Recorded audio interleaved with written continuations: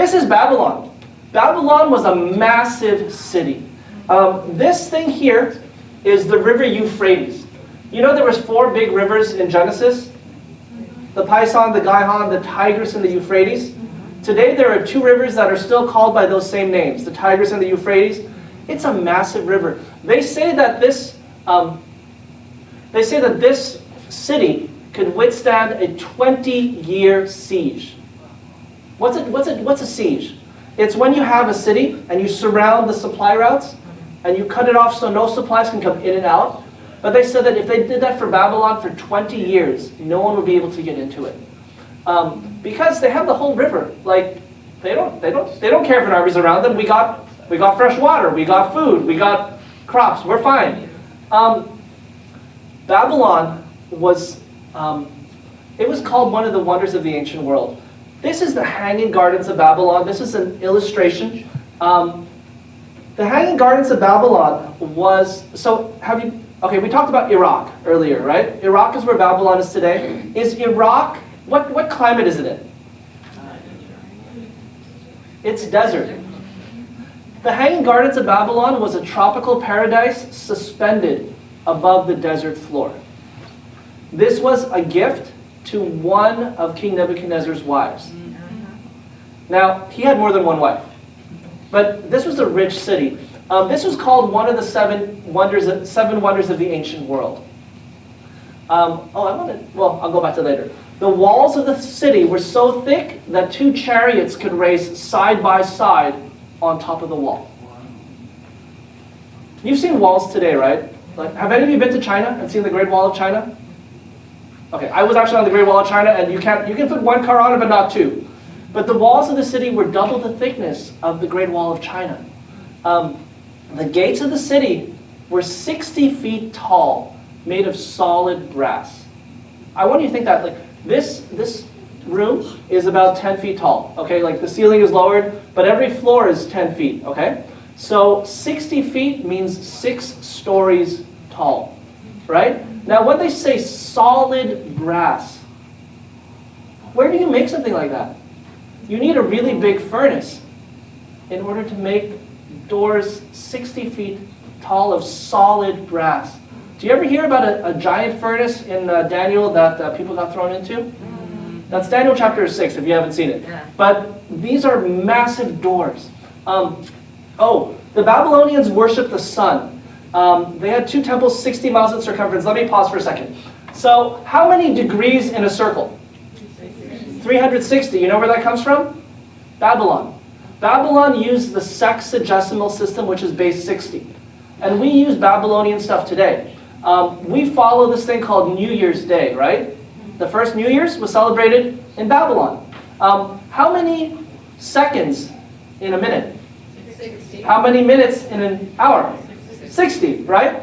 The base 60 that we have is from Babylon. They worship the sun, and they tell time by the sun. We know 365 days, right?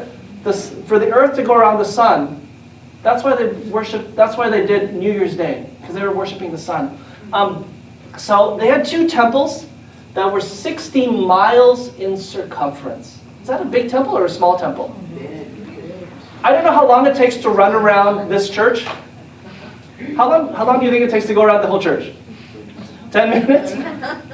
All right, just for comparison, all right? So I put Target in Mall 205, if you know where Mall 205 is, to OMSI. That's 6 miles. Okay, I just picked a random thing. So to walk from Target to OMSI, to walk is a while, right? If you had to do that 10 times, you've gone around their church once. Is that a big temple? Yes. That's massive. That's the original mega church. That's the original mega church.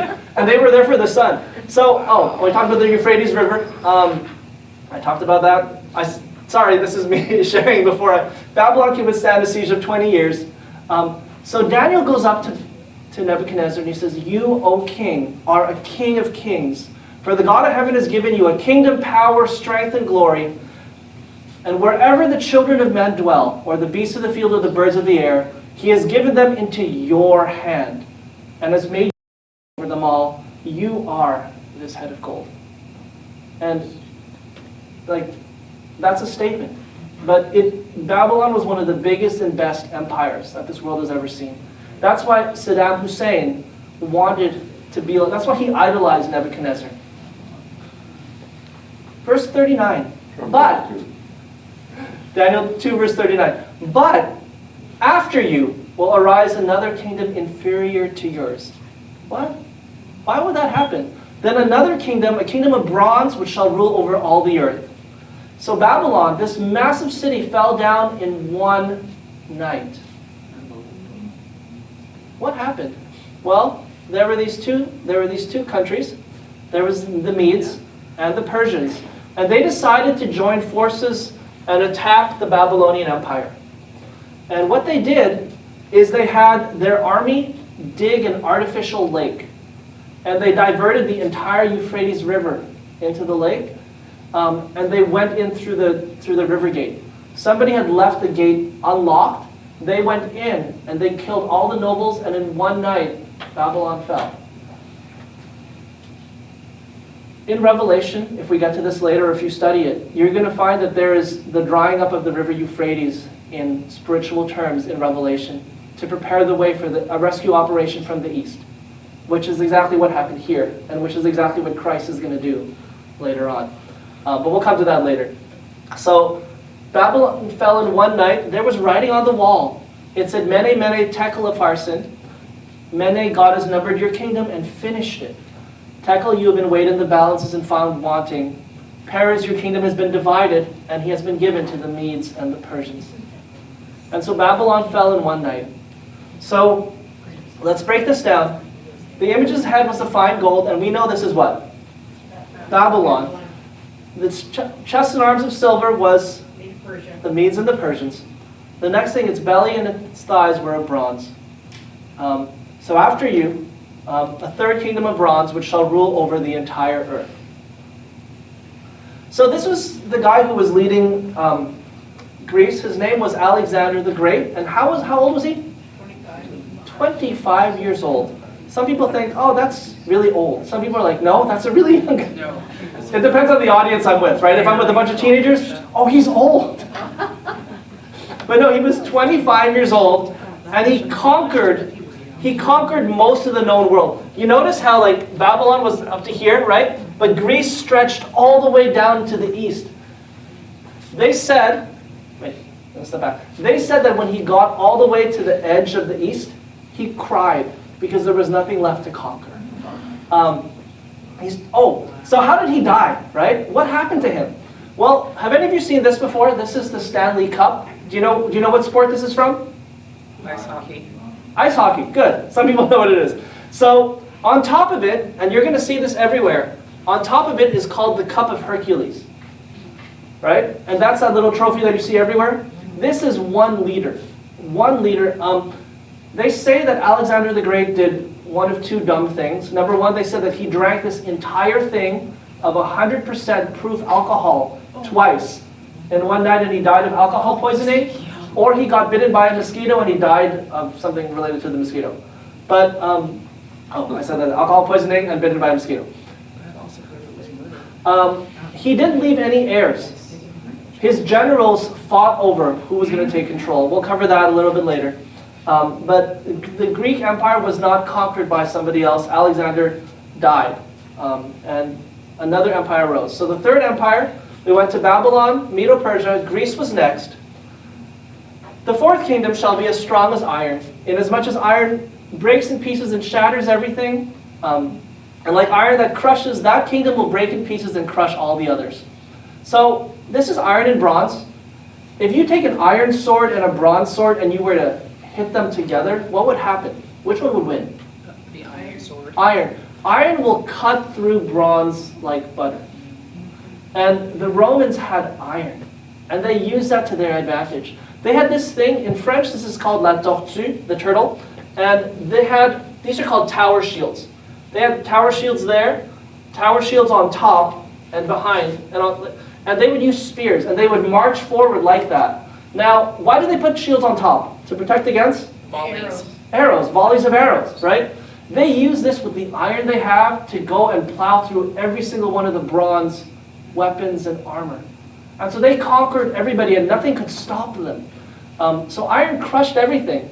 The Roman Empire expanded super far out.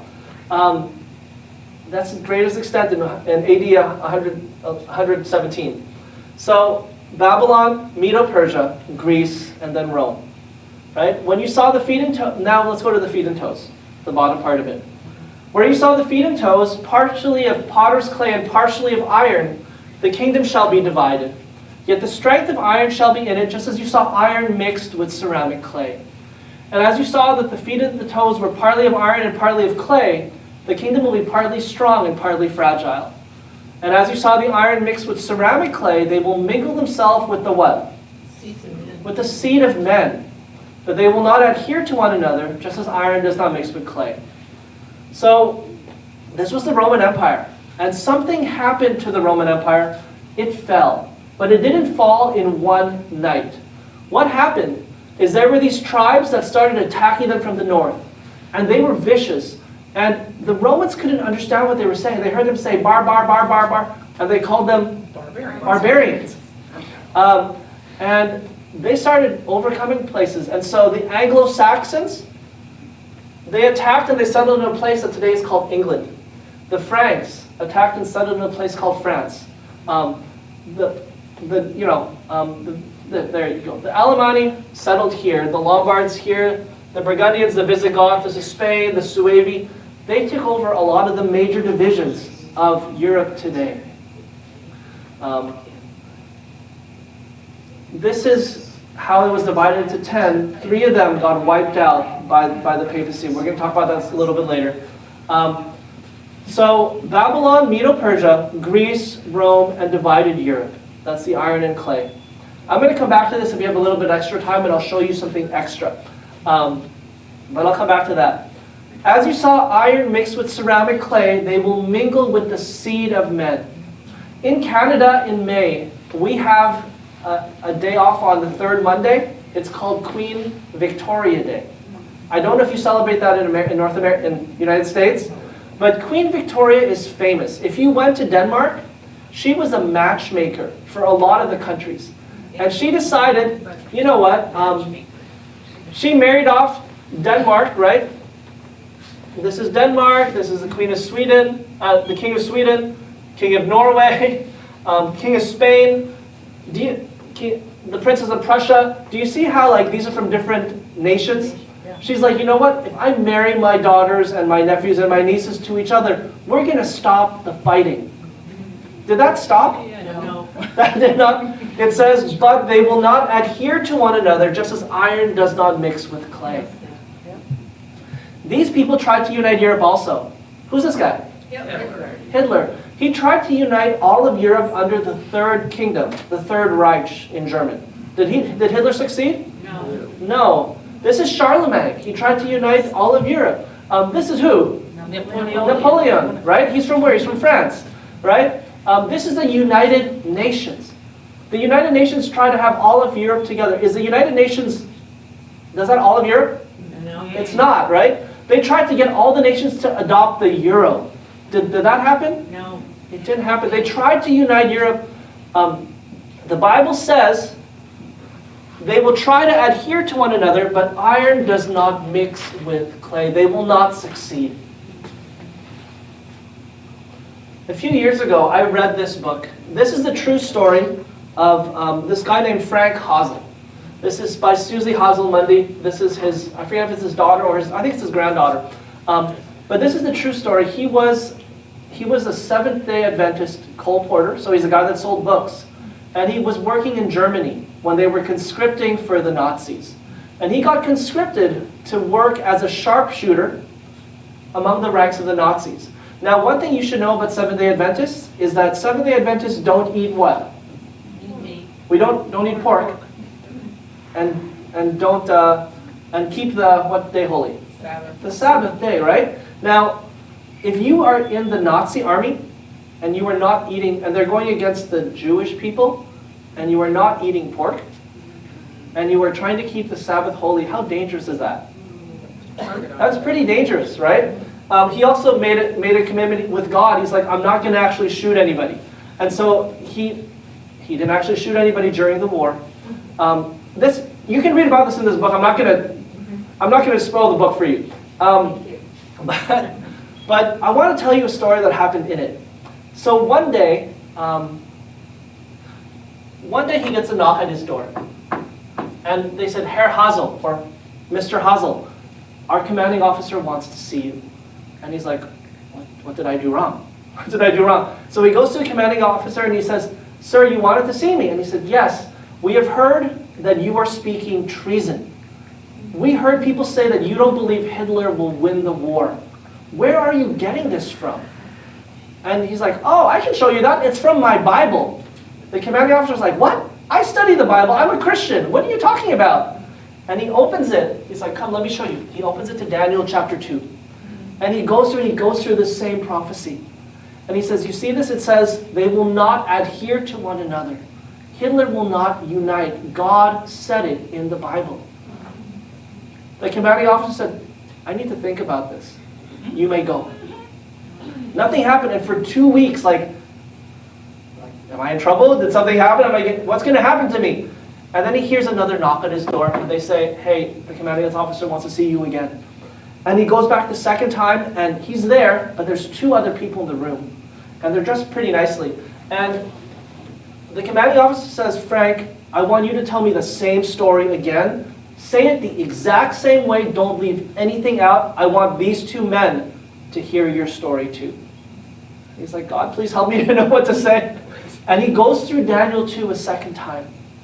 And at the end, the commanding officer looks at the guy on his right, and the guy nods. He looks at the guy on his left, and that guy nods. And the commanding officer steps up, and he says, Frank, I believe you've just saved my life. I believe you. I believe God. I don't think Hitler is going to win the war. The guy on my right, he was a history teacher before the war. He said everything you said matches in history. The guy on my left was a librarian that taught history. He also said everything you said was true. What you taught from Daniel 2 and from the Bible, I believe. I don't think Hitler's going to win the war. The Germans lost the war when they attacked Russia in winter. Do you remember studying this in World War II? Some people remember vaguely. All right, the Germans attacked Russia in the winter, and what happened is as they were going out and as they were trying to leave, their cars wouldn't start. They had to warm up the cars longer, and they kept running out of gasoline, out of petrol. And so what happened is the commanding officers decided, if Hitler's not going to win the war, I'm going to make sure I have enough gas reserves. And so at every stop, he kept a little extra gas, And out of the 1,000-person regiment that they had, only 9 people survived coming out of the war from Russia. One of them was Frank Hazel. One of the others was his commanding officer. This story comes out because there were some of the 9 survivors. They came out because of it. Because they got stuck in Russia. The Bible says at the end of Daniel, in the days of these kings, the God of heaven will set up a kingdom which will never be destroyed. Again, Daniel is convicted. This is your dream. This will happen. You are the head of gold. In the days of these kings, in the days when Europe is still divided, the God of heaven will set up a kingdom that will never be destroyed. Historically, if we follow this, where are we today? Is Europe united? No. Europe is not united. So we're not at the head of gold, the chest and arms. We're still at the feet, and we're still ready for this meteor, the toes to come and hit. The kingdom shall not be left to other people. It shall break in pieces, consume all these kingdoms, and it shall stand forever. Inasmuch as you saw the stone was cut out of the mountain without hands, and that it broke in pieces the iron, the bronze, the clay, the silver, and the gold, the great God has made known to the king what will come to pass after this. And then he adds this, he says, the dream is certain. The interpretation is sure. Do you remember in Genesis, way back when there was a guy named Joseph? Yeah. And the Pharaoh had dreams, and he's like, what do these dreams mean? And Daniel said, Joseph interpreted the dreams. And Joseph was convicted. He knew what it was. The dream is certain, the interpretation is sure. Gold, silver, bronze, iron and clay. This has divided Europe until the return of Christ. That's where we are today. The king answered Daniel and said, "Truly your God is a God of gods, the Lord of kings and a revealer of secrets, since you can reveal this secret." I want to ask you, this sparked my interest in Bible study. I was not interested in becoming Christian. I was interested in prophecy. I was interested in the future. And what we're doing for these next 3 days and what we're going to do for the next week is to do a refresher on prophecy, on what the Bible teaches about what is to come, like what happened in the past and what's going to happen in the future. If God is faithful and if the stuff in the past was properly predicted, wouldn't the future be exciting to know about what God has planned for what's to come? We look at what's going on in the world and things are crazy, right? We think the weather's crazy. I don't need to say that, right? Have we had snow yet? Maybe today? We're still waiting for it. This is winter, right? It felt like we saw daffodils a few days ago coming out. What is going on in America with the way that people are fighting over stuff? You know, it doesn't feel like America that's the land of the free. You look at what's going on with Ukraine and Russia. You look at what's going on with Gaza. You look at, I can list a lot of things. There's a lot of things going on. My question for you, this is my challenge tonight, are you willing to tell God you trust Him and that you would like to know more about Him and His plan for your life? Amen? Amen? Amen. I'm going to be doing this